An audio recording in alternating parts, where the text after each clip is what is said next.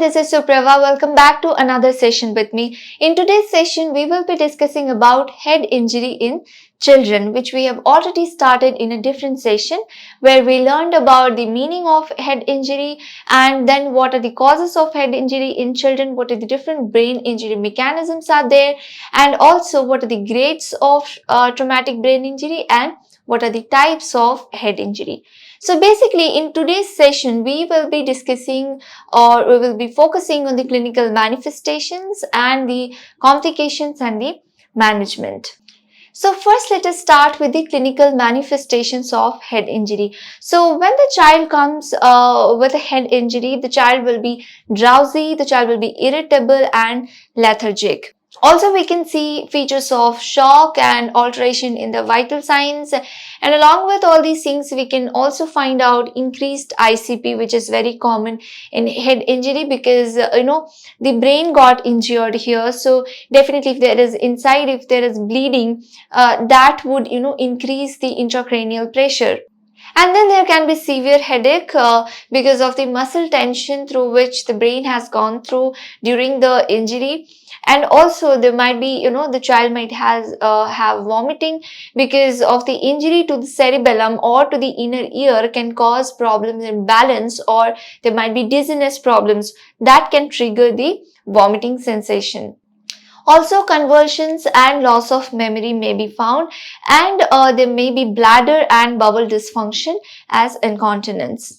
So these were some of the general clinical manifestations. Now let us see what other than these, what are the clinical manifestations that we can see in a child with head injury. So the first thing that we can find out would be altered level of consciousness. Now the child might be depressed or stuporous or comatose.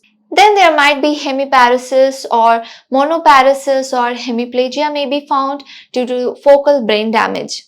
And then the neurological reflexes can be altered. So there might be disturbance in vision or hearing or taste, and also the sensation to pain or touch or temperature may be altered.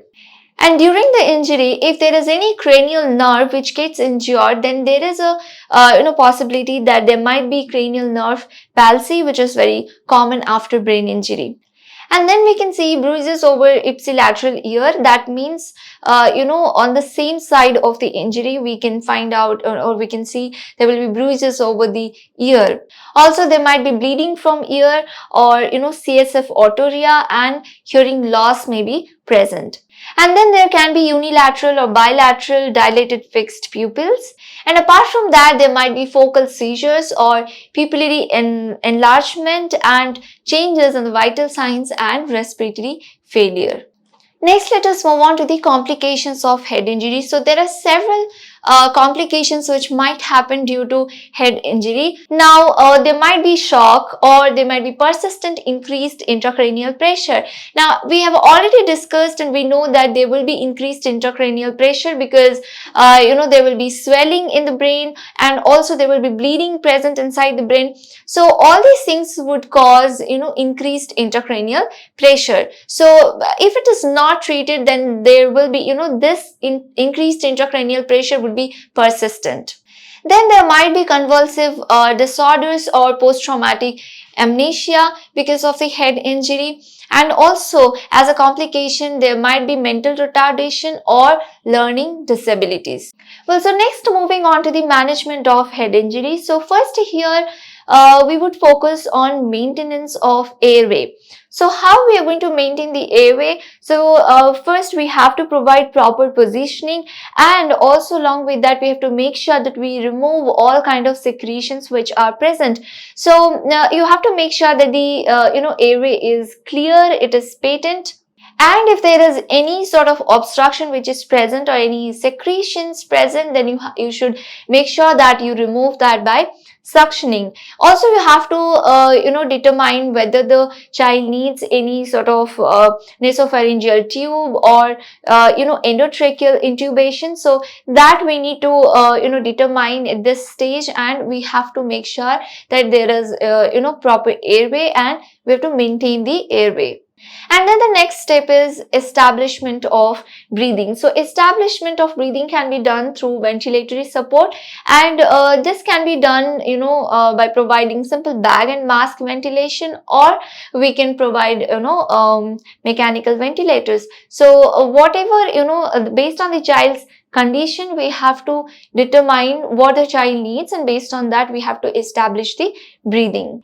And then the third step is maintenance of circulation. So intravenous fluid therapy can be given to, to maintain the blood pressure in a normal range, and also blood transfusion should be started, because we have to compensate whatever blood the child has, lost. So for that, to compensate that blood loss, we have to start with the blood transfusion, and we have to make sure that the CVP line is made. So the central venous pressure line is made.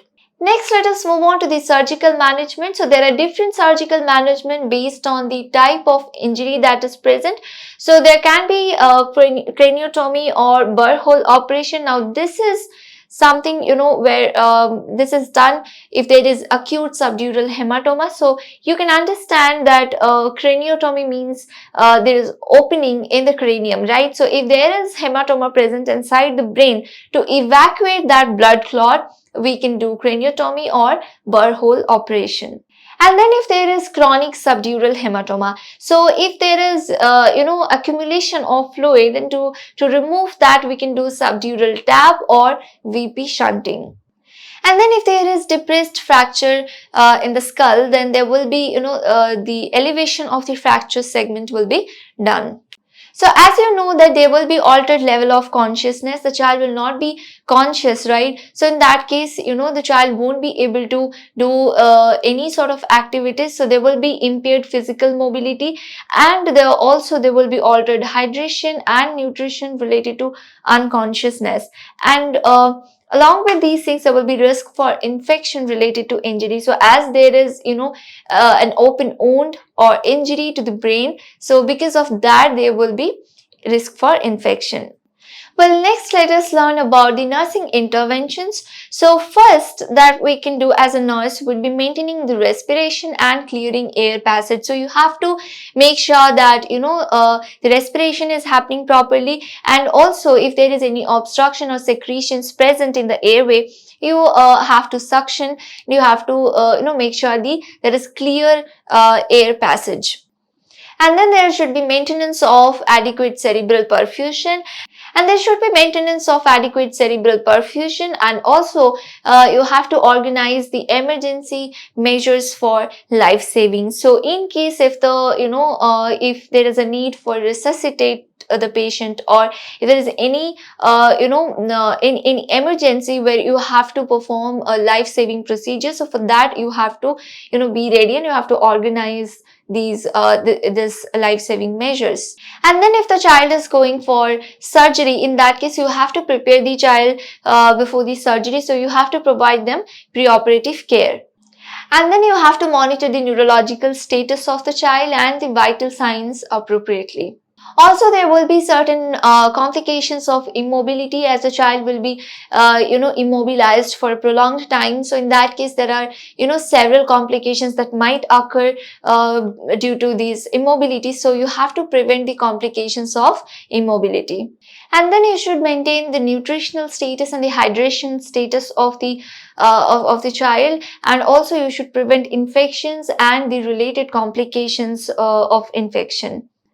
And apart from all these things, you have to also teach the parents about routine care and long-term care, and also prevention of accidental injury. So what are the ways that they can, take up to prevent accidental injury in children? So these are some of the nursing interventions that you can consider when you are, taking care of a child with head injury. So let us conclude our today's topic here. So in today's session, we have learned about the clinical manifestations of head injury, what are the different complications of head injury, and what is the management of head injury.